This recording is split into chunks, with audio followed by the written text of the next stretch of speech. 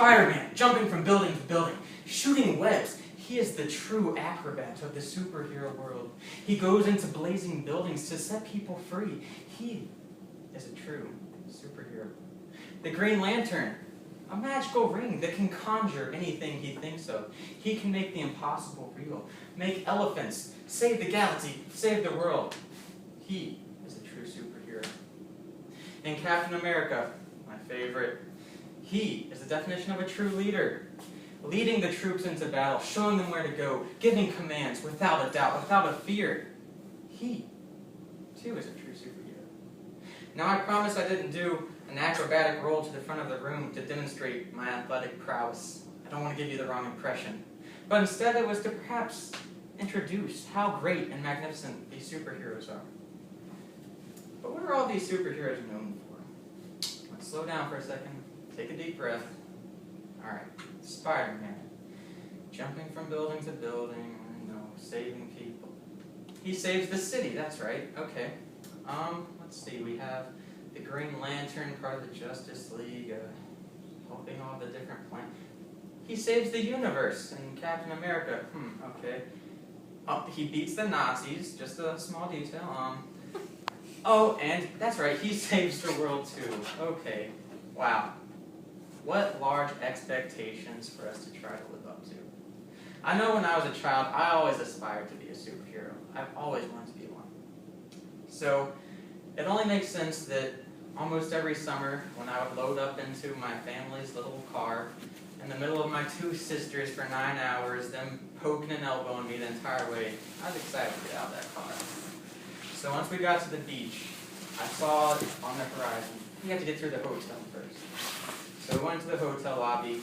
There I was. I tied my towel around my neck, looking like a big bad superhero.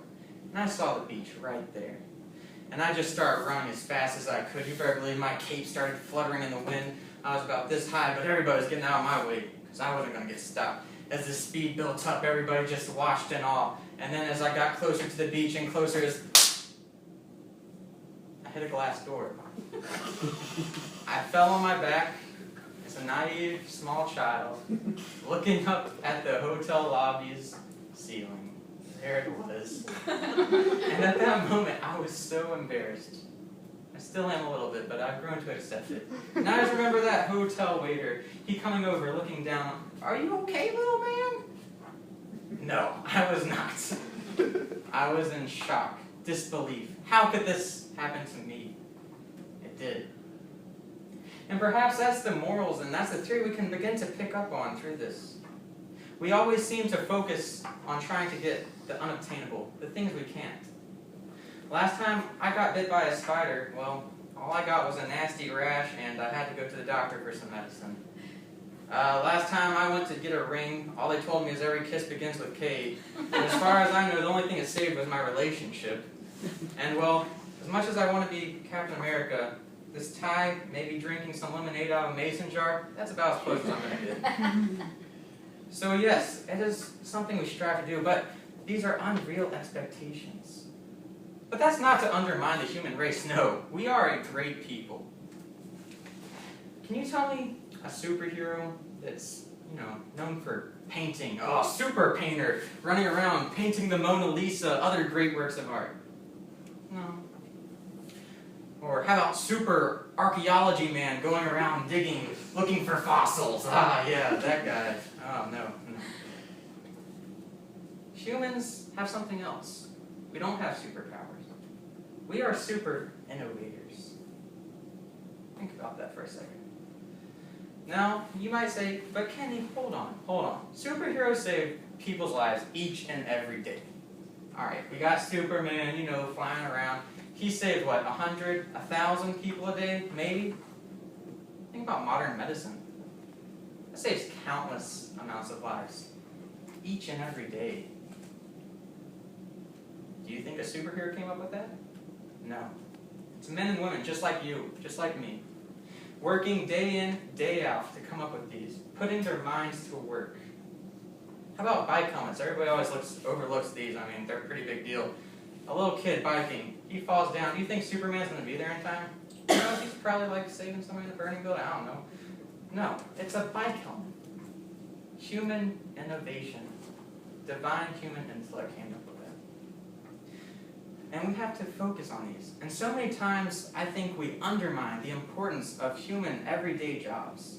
And that is what I'll be focusing on. Not being a superhero, but instead doing the common jobs, the jobs that people overlook each and every day.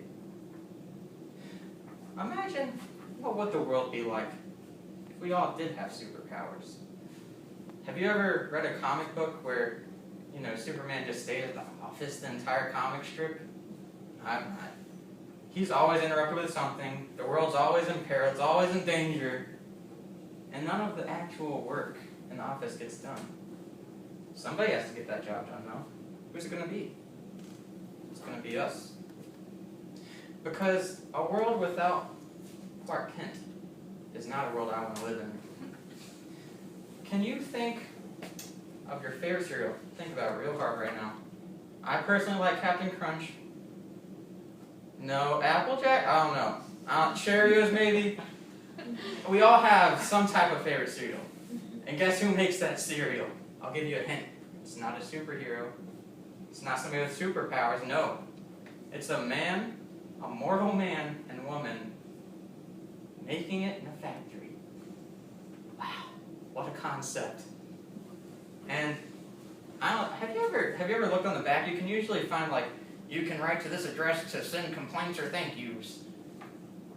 Well, I actually sent a thank you card to the person who made my Captain Crunch one day, and I felt a little bit better about myself. I don't know if they got it, but hey.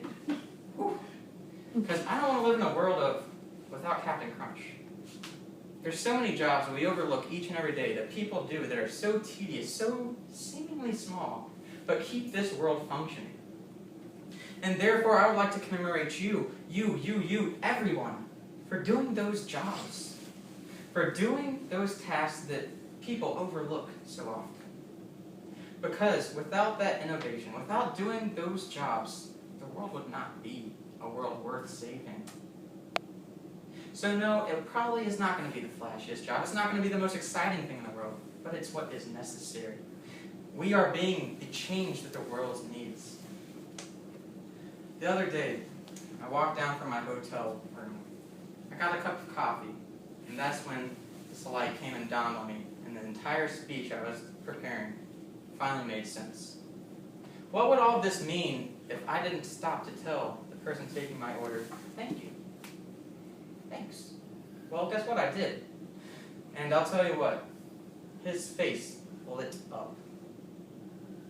All I said was thank you. That's it. Gave him my little American swipe card. He was thrilled that somebody was speaking to him other than giving an order. Because I stopped to give him a moment of attention, a moment of thanks. So no, it might not be the most flashy, it might not be the most cool job. In fact, if you ask a plumber, it might be pretty stinky. That pun hurt me just as much as you, I'm sure. But these jobs are what are necessary to keep the world running. And the sooner we start to realize that, the sooner we can begin to live together as a great people. So, I cherish you. The world cherishes you, and they don't even realize it.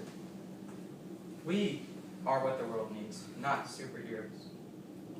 And I would just hope that you would take away from this to have some gratitude towards the small jobs, the jobs that nobody looks at. And I would encourage you to try to tell one person you encounter, thank you. Anybody. It could be somebody in the lobby sweeping the floor. Hey, thanks. You're really doing a great job. That's all it takes. And then, maybe, just one day, when I have a kid of my own, and I bring them to the same beach, they won't be as naive as me and run into that glass door. Instead, they might get that towel, they'll take it, wrap it up like a tie, and appreciate the value of a common job. Thank you.